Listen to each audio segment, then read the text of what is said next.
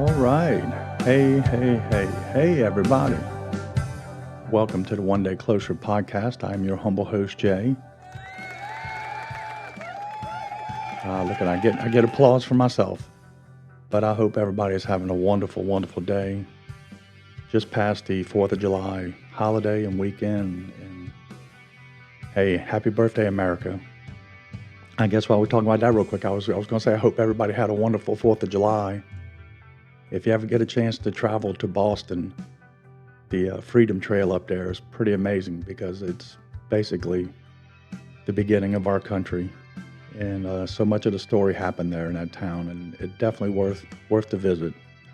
So, but again, welcome back. Hope everybody's had some good times. I held off one extra week. I figured, hey, who would want to listen to a podcast during the big summer holiday there? So I held back and really just been resting, which has been beneficial for me. So we'll talk a little quick recap. Those last two episodes, I hope everybody enjoyed having my brother Huey, and then on the last one, my brother Sean, and both of them plays, I would say played past tense, but I'm going to say play a very, very important role in my life. Still, when I got ill, they were there to help in any way they could. But even now, they both look after and take care of me. Sometimes probably worry more than they need to, but I love them for that. So, and I will have them both on again in the future. So I hope everybody enjoyed that. That brings me to a little statement or something I want to put out there. So I've mentioned in the past that I want the show to, you know, obviously it's my story and my faith and my thoughts on things, but like I've said many times before, so many people, right? Everybody has a story, and a testimony, something we've overcome, or something they've overcome. So I've been able to purchase another piece of equipment that's going to finally allow me to not only do, say, interviews with multiple people at once, but I can even do like phone interviews. So it's not going to just be limited to the local area here. I'll be reaching out to some people I know who that I firsthand know their stories. But what I want to ask of you, and this goes out to everybody that can hear my voice, is if you would be willing to share your testimony and your faith on my podcast. I would like to discuss that with you. So we'll go ahead with my email address. It's fastbenderj@gmail. And just shoot me an email. You don't even have to go deep into your story. Hit the highlights, but really, I'd rather talk to you about your testimony in person. So if you can just send me a little bit about it and a way I can contact you, and because what I feel called to do here is, of course, through sharing my story, which is what I've been instructed to do by the man upstairs, is to get the word out of my miracle. But again, so many stories, so many testimonies. So I want to continue to spread hope, let people know that there is hope. And I know there's other stories that can help with that. With that, again, anybody wants to volunteer to come on and share a testimony, please reach out to me. fastbenderj@gmail.com. That's my email. And it would be so awesome. And I look forward to talking to some of y'all. For others that I know personally, and I know your stories, trust me, I will be contacting you, so you won't even have to message in. But I guess too, if you're willing to come on, please let me know that.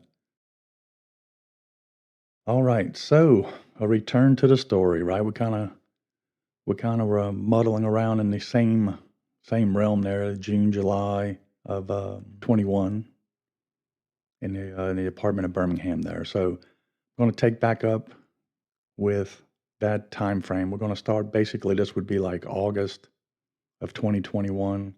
So we know the problems I was having getting my medication, but that was leveling out. I think, like I said, by mid August, I was back in infusions. By early August, actually late July, I believe, I was already back in therapy. So things were going good, steady, slow and steady, wins the race. I just kept a positive attitude, and I was going to these outpatient therapies, 2 to 3 days a week is how much it would be. And I mentioned Deanna, one of my therapists, who's an angel, and at this time I also had Kathy. Again, this is at Spain Rehab Center in Birmingham at UAB, and Kathy was taking care of getting me walking again, good. And Deanna was everything with the arms and hands. Kathy took up right where Jesse, my inpatient rehab therapist, left off. Kathy has been doing this though for years, and she uh, she was firm, and she knew how to push me without doing any damage, without getting me over my head. But she was definitely not afraid to tell me I needed to push a little harder, and such a blessing, right? To have somebody that cares enough, and again, just like Deanna with my hands. Oh my gosh, they both had no problem, being supportive of the walk of the journey, but no problem at all. Also pushing me if it looked like I was slacking, and I'm so thankful for both of them. So also, mid August, mid to late August, brought us all kinds of great things. The first thing that happened is we took delivery of the wheelchair van that we were so excited to finally be getting.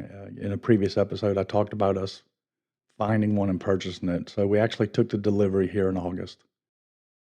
Wow. You want to talk about something beneficial to your psyche? You're wheelchair bound. So I'm wheelchair bound, nice, comfortable power chair, but still wheelchair bound. And I'm driving myself, to therapy, right, on the streets of Birmingham there, by the hospital. And other than that, we couldn't go anywhere further than, you know, kind of our area. If it was anything that required any type of walking or standing more than just a few feet, I had to have the chair.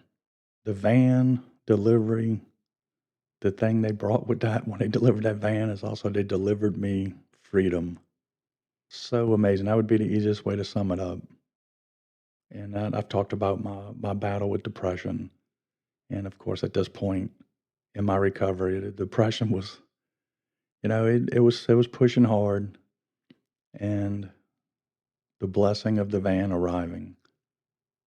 I think our first outing was to a shopping mall, right? To go, what was it? Belk's, I believe.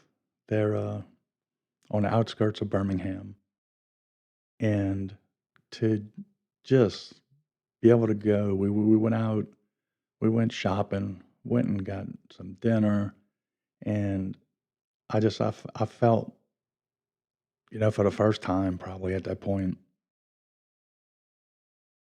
I felt that, hey, I can do this. This will work.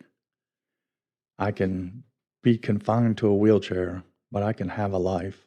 I can truly, truly live and not have to just be shut in the house. I'll be able to travel again. I'll be able to visit again and just have a life. And that was amazing. That van, like I said, freedom would be the word that I would say came with that. Or not just a word, the actual act of freedom. Not to be confused with the discussion about Boston and the Freedom Trail, right? The other thing that happened there in August was my mother had to come from New Orleans due to a hurricane damaging her house severely. So she had to come and stay with me and Christy for a couple of weeks, few weeks, in at the end of August. And she was driven up to Birmingham from New Orleans by her sisters. So my mother's the oldest of three daughters, and she has two younger brothers, but the girls were all first. My mother was the oldest, and then my Aunt Sue and my Aunt Nell. And so Sue and Nell drove um, my mom up to Birmingham. So super bonus, right? Because it was great to have my mom come stay with us, but to see my two aunts, um, wow, just so good for morale at that point. And mom, it was a hard time. Our little apartment in Birmingham was definitely not her house, you know, back home, but she hung in there like a trooper too. And I think overall we had a good time with it. It was rough for her. It was rough for us, but so wonderful at that point to have my mother staying with us. And so that was so cool. And they had their sister trip coming up, which I don't think you could put a price tag on that of probably how cool it was. And those darn hurricanes, right? Good old Hurricane Ida. Man, oh man, put a tree fell through her roof at the house. Or part of a tree, not the whole tree. But a big oak tree, so it took out a section of the roof, and there's another section I think that just literally just blew off and blew open in the kitchen. I never did see the damage. I got to see some pictures, obviously, but wow, what, what can you say?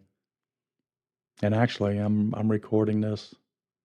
Was today the 9th, I believe, and we just had that hurricane hit Houston, and I know a lot of people have probably seen the video and the pictures on TV.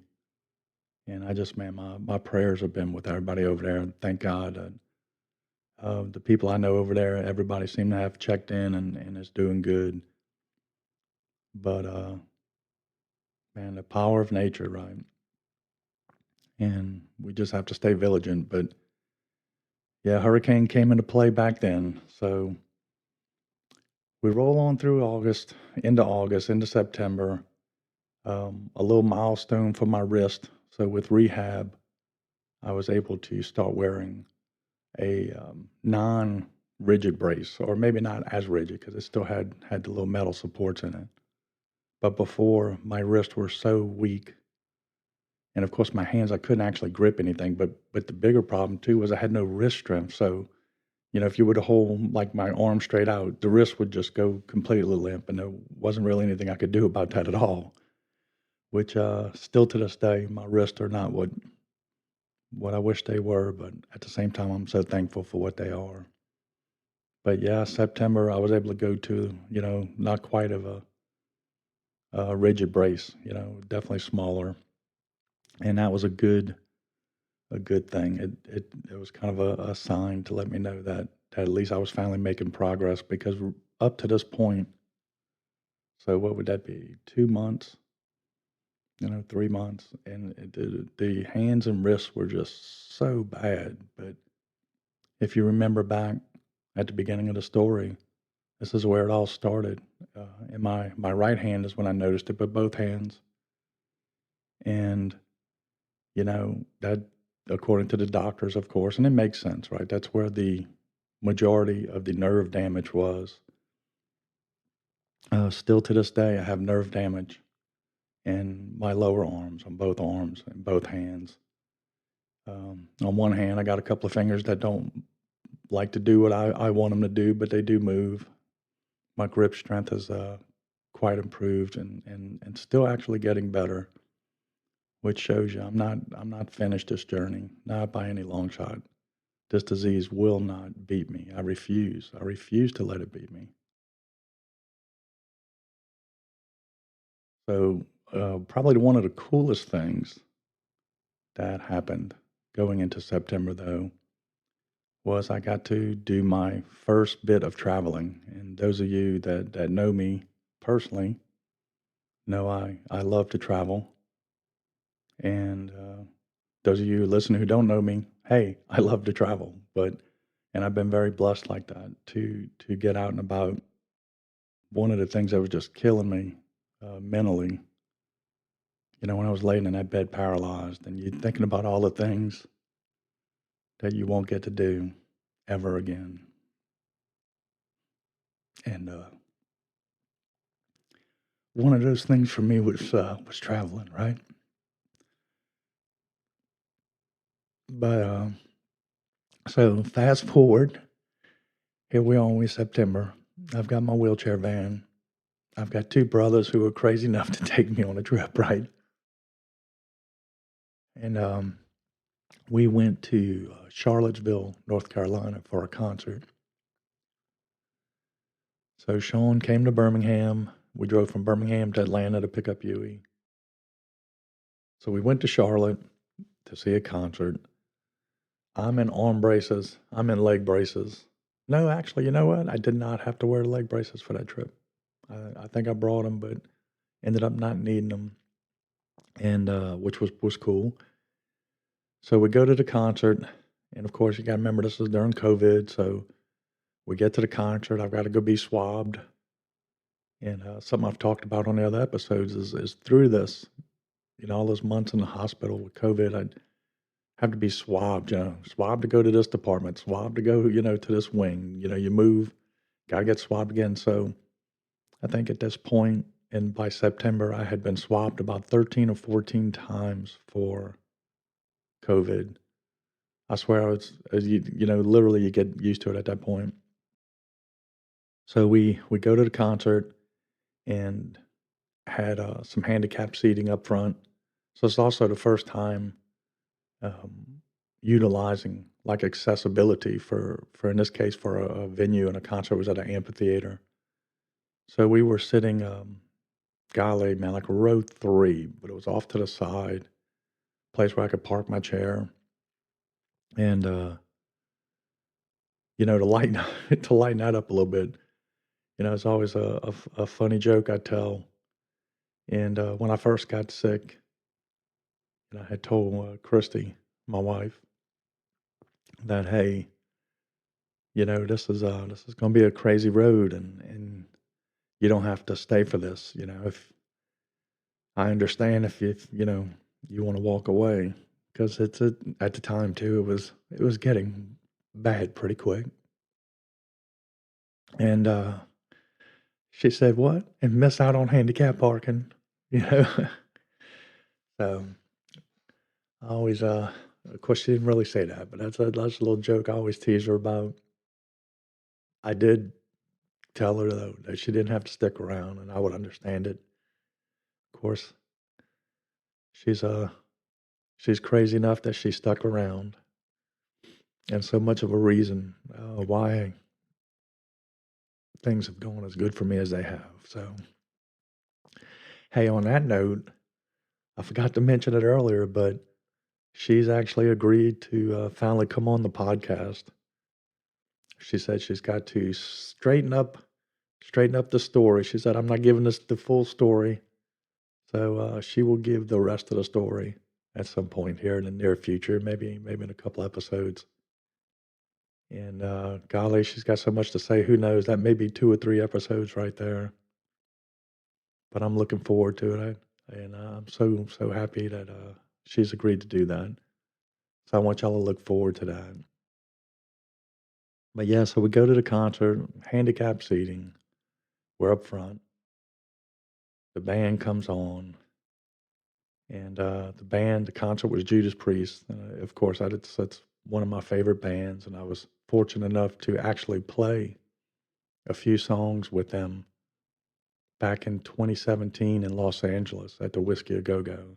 Through Rock and Roll Fantasy Camp, I was able to get that opportunity and jam with these guys. So here I am, the concert starts. They're probably not one chord into the first song, and I am crying like a baby.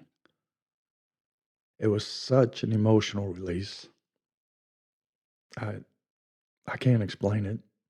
It's getting me teared up right now just thinking about it. But wow, man, it was just like so the floodgates open, right? I'm crying, man. The concert did go in the first song. That's the first song, and so many thoughts were racing through my mind. I never thought I would go to another concert again, much less by September. And I apologize for that, man. It was crazy times, but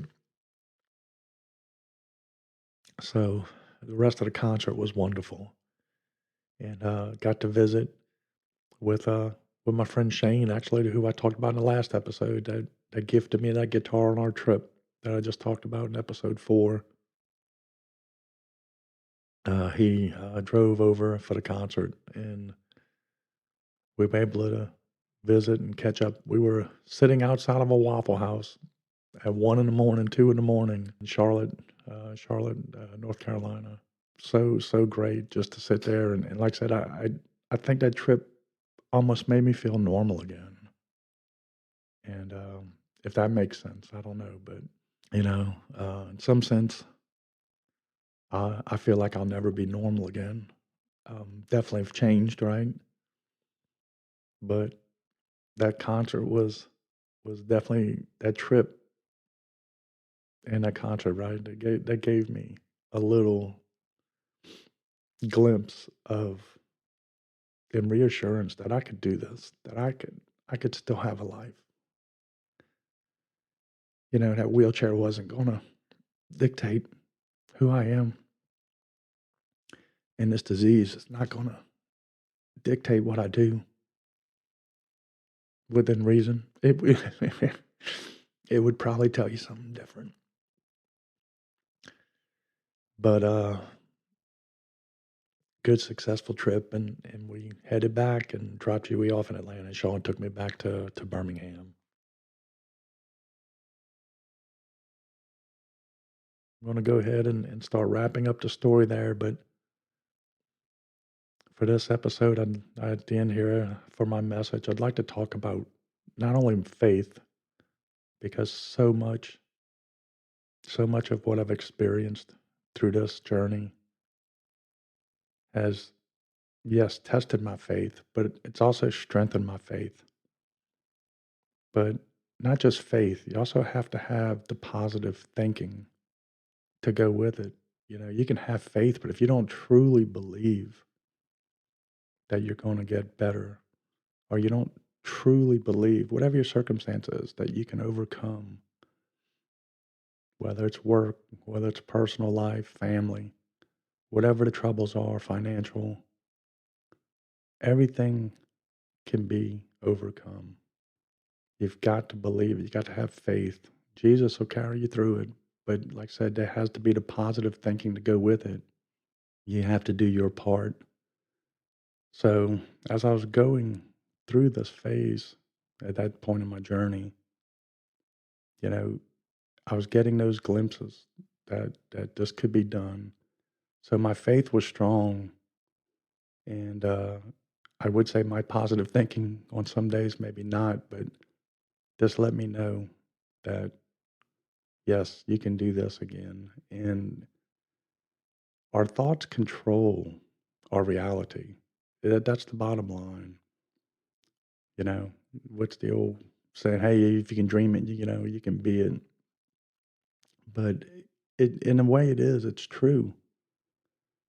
I had faith that I would be healed, even when I was being told by the medical community that there was going to be limits on that healing.